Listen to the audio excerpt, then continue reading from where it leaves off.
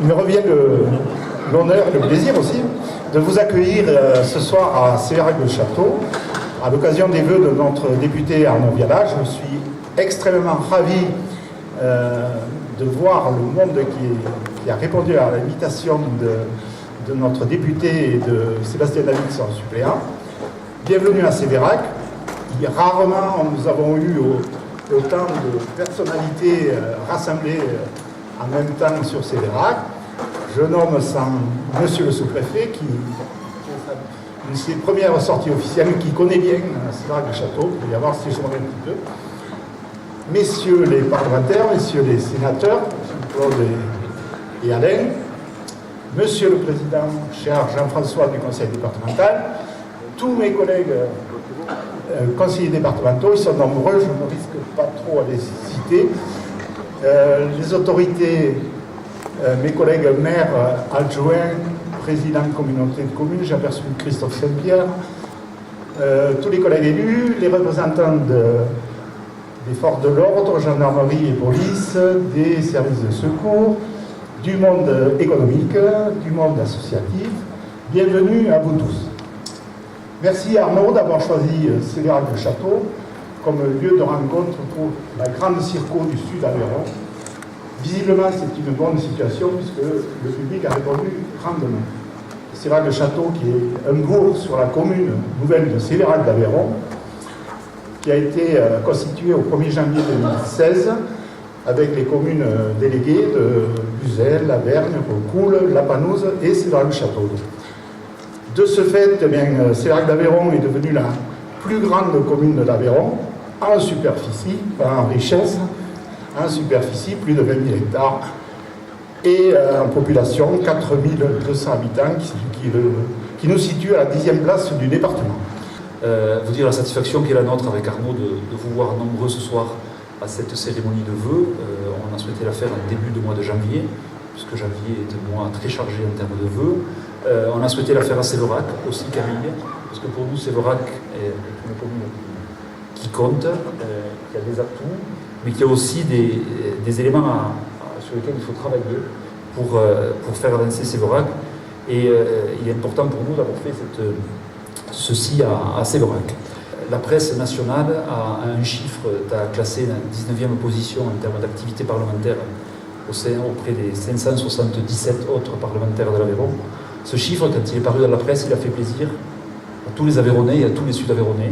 Il fait plaisir parce que dans la confiance que t'ont transmis le mandat de député, la preuve que tu fais du boulot, la preuve que tu es présent à Paris à l'Assemblée nationale et que tu travailles, je pense que c'est tout à ton honneur et c'est important de le souligner ici. Et puis l'activité parlementaire qui est la tienne, à Paris, quand on regarde les vidéos que tu diffuses de tes présences en commission, quand on regarde les vidéos de tes présences dans l'hémicycle, toujours des prestations de qualité, mais on reconnaît toujours dans ton propos l'âme rurale, l'âme aveyronnaise et l'âme de nos territoires. Et ça, c'est important d'avoir dans l'hémicycle national un propos rural. Votre présence nombreuse ce soir ici me va droit au cœur. Elle ne me surprend pas. Elle ne me surprend pas car vous m'avez habitué à ces encouragements marqués à chaque occasion qui se présente. Mais elle me touche vraiment et elle me fait mesurer à l'envers, si j'ose dire, combien parfois ces représentations que certains décrient, qui échouent aux élus de terrain, comme moi et tous les autres ici présents, viscérablement attachés aux contacts humains, aux liens forts que nous entretenons, au partage, et bien combien ces représentations, elles ont du sens et elles doivent le garder. Ne déterritorialisons pas notre démocratie, surtout pas. C'est devenu en 3 ans une tradition, la cérémonie de vœux se déplace sur le territoire de cette immense circonscription, et je tiens à ce qu'elle continue à le faire parce qu'on comprend aisément que personne ne peut parcourir 120 ou 150 km pour aller à une cérémonie de vœux. Donc chaque année, on essaiera de permettre à des gens différents d'y assister en se déplaçant. Merci Camille. À travers toi, c'est aussi le Sévéraguais tout entier que je salue. Ce territoire racé, doté de beaucoup d'atouts, idéalement situé. Je dis sans prétention que je le connais bien, que je l'aime beaucoup, et surtout que je m'y sens bien, grâce à vous tous, qui qui m'y avait apprivoisé et soutenu, et je ne l'oublie pas. Je tiens ensuite à dire un mot d'un sentiment qui me traverse souvent lors de mes innombrables pérégrinations dans notre département et dans notre circonscription, et qui, ce soir, m'a envahi à l'instant où je suis entré dans cette salle. Ce sentiment, c'est celui de la fraternité qui nous lie, de l'élan unanime qui est notre moteur, qui fait que se retrouvent rassemblés ici des gens qui n'ont peut-être pas tous exactement la même opinion sur tout, qui, je m'y risque, ne votent pas tous exactement de la même manière à toutes les élections, mais qui ont un point commun, leur amour pour leur territoire et leur désir ardent de le faire vivre et se développer. Ce que j'aime profondément dans ce mandat, c'est parvenir à transcender nos différences pour nous retrouver sur l'essentiel. C'est aller au-delà des postures de façade pour atteindre le fond.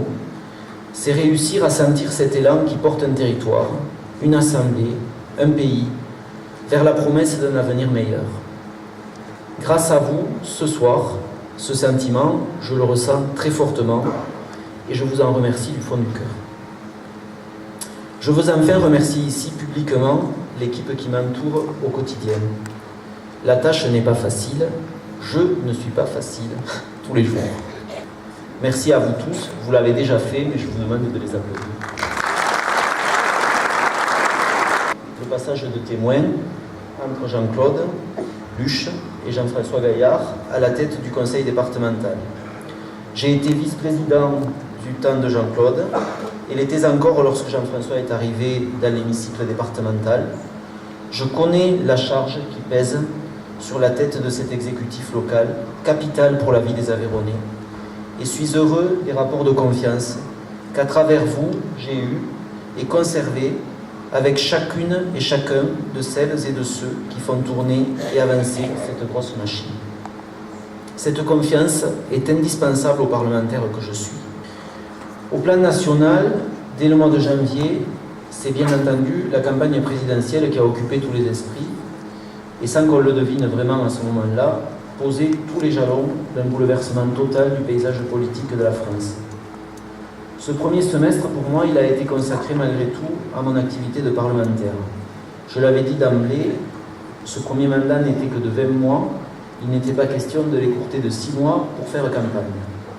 À l'heure où certains collègues avaient déserté les bancs de l'Assemblée, j'ai été assidu jusqu'au bout et ai continué de sillonner notre territoire à votre rencontre pour bien comprendre vos attentes et en nourrir une vision de l'aménagement de notre espace, de l'équilibre entre économie et développement durable, de la nécessaire solidarité entre générations, territoires, villes et campagnes, qui guide chacun de mes pas dans cette mission que j'exerce en votre nom avec passion.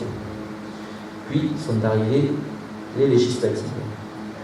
Après le coup de balai donné par l'actuel président de la République aux partis traditionnels, elles ne pouvaient être que argues. Elles l'ont été.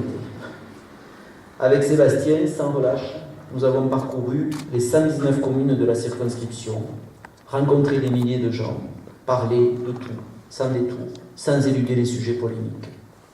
Et nous avons senti cette vague, ce tsunami du changement qui a déferlé sur la France et emporté bien des certitudes. Nous l'avons senti, mais nous n'avons pas baissé pavillon, parce que nous n'avions aucune raison de le faire, parce que nos valeurs ne sont pas des empreintes de circonstances et que c'était très clair pour nous, nous arriverions au port avec nos couleurs ou pas du tout. Bon, ça a failli être pas du tout. Si nous y sommes arrivés, c'est grâce à vous. Et la semaine d'entre-deux tours, qui a vu se lever partout une armée de soutien qui ont essaimé et conduit à notre réélection, a forcé et force notre respect. Je peux vous assurer qu'elle me colle à la peau à chaque seconde de mon action. La hausse de la CSG me semble être une erreur, car elle frappe entre autres ceux dont les revenus ne sont pas les plus élevés et qui font vivre les écosystèmes locaux. La suppression de la taxe d'habitation, je crois, en est une autre, car elle gomme une différenciation qui était très favorable aux territoires comme les nôtres, tout en privant les collectivités territoriales de leur autonomie fiscale. Deuxième point, A contrario, il faut savoir le reconnaître. Les mesures en faveur de l'emploi, des entreprises, la posture internationale du président de la République ouvrent des espoirs. La France retrouve sa stature de puissance mondiale reconnue, entendue et respectée. Et l'on ne peut que s'en réjouir. Et troisième point, c'est pour cela que j'ai fait, dès avant les élections, et que je vous l'ai dit, et que je réitère sans aucun état d'âme, le choix du pragmatisme, en soutenant les mesures gouvernementales qu'en conscience je juge aller dans le bon sens, et que je mets tout en œuvre pour tenter d'infléchir les orientations qui ne satisfont ni mes valeurs, ni vos attentes. Au terme de 6 mois de travail, cette posture ne m'a jamais conduit à me déjuger, ni à être en porte-à-faux. Elle a parfois nécessité des explications au sein de mon groupe parlementaire, mais je les assume, car je crois que c'est le sens du mandat que vous m'avez confié.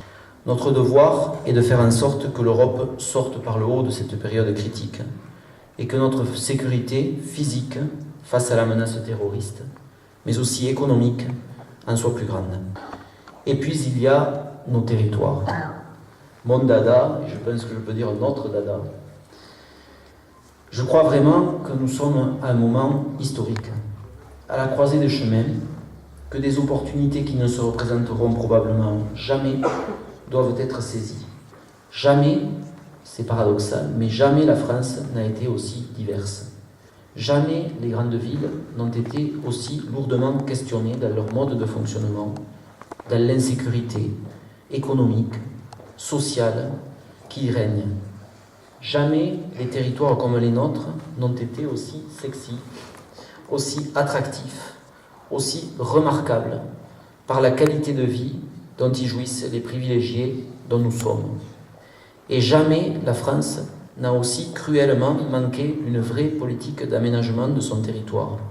Fort de tous ces constats, qui sont pour moi et pour vous, j'en suis sûr, du pur bon sens, je fais de ces sujets le combat du mandat que vous m'avez confié. Je ne crois pas qu'il faille pleurer pour obtenir. Il faut vendre des atouts, vendre nos atouts, garder la tête haute, défendre et mettre en avant une vision, celle d'une France des territoires qui soit respectueuse de la diversité, qui accompagne les dynamiques locales, peut-être par des contrats de l'État avec celles et ceux qui vivent et animent ces espaces, par la création d'un modèle qui n'existe pas, inédit. Et je me bats pour ça, activement, de plusieurs manières, actuellement. J'ai eu la chance d'être désigné président d'une mission d'information parlementaire sur une nouvelle étape de décentralisation, que j'assume donc depuis quelques semaines, et qui devrait déboucher sur un texte de loi au 2e semestre 2018. Je m'y assigne un double objectif. D'abord, faire en sorte que l'on change de paradigme et qu'on décentralise non plus du haut vers le bas, mais du bas vers le haut, en auscultant les territoires, en prenant le pouls de leurs besoins. Pour nous ici, ces besoins, ce pourrait être la RN 88, la fin de la RN 88, la question de l'hôpital sud-aveyronnais, la possibilité que nous revendiquons d'installer plus d'entreprises, un bonus pour notre bonne gestion de la prise en charge du vieillissement. Et en second lieu, je crois fermement que quand on parle de territoire, il ne faut plus se limiter aux seules collectivités locales, mais penser aux autres acteurs de ces écosystèmes que sont les entrepreneurs privés, les associatifs, vous tous qui prenez part à cette vie. Si l'État signait des pactes avec ces écosystèmes territoriaux, alors nous aurions gagné la partie. Outre cette mission d'information, je viens aussi d'être élu vice-président d'une délégation de l'Assemblée nationale sur la vie et l'attractivité des territoires. Elle débute ses travaux prochainement et j'y serai engagé avec détermination. Enfin, dans ce registre, je serai aussi représentant au comité de massif du Massif central, instance qui oriente les grandes orientations des politiques publiques d'aménagement de ce massif. En résumé et pour conclure, c'est plus que jamais le travail et les propositions positives qui me semblent être la bonne approche dans ce climat politique inédit. Que 2018 soit l'année des territoires. Les grandes régions achèvent leur mise en place. Le gouvernement est maintenant installé. Reste à parfaire ces niveaux intermédiaires qui ont tant à dire, que l'on n'écoute pas suffisamment et qui conditionnent nos vies quotidiennes. Avec votre aide et votre soutien, je veux croire que c'est possible. C'est sur ces mots que je termine, en vous assurant de mon optimisme, qui n'est pas béat, mais qui est déterminé, et surtout en souhaitant à chacune et à chacun d'entre vous tout ce que l'on peut espérer d'une année nouvelle. Merci beaucoup de votre écoute.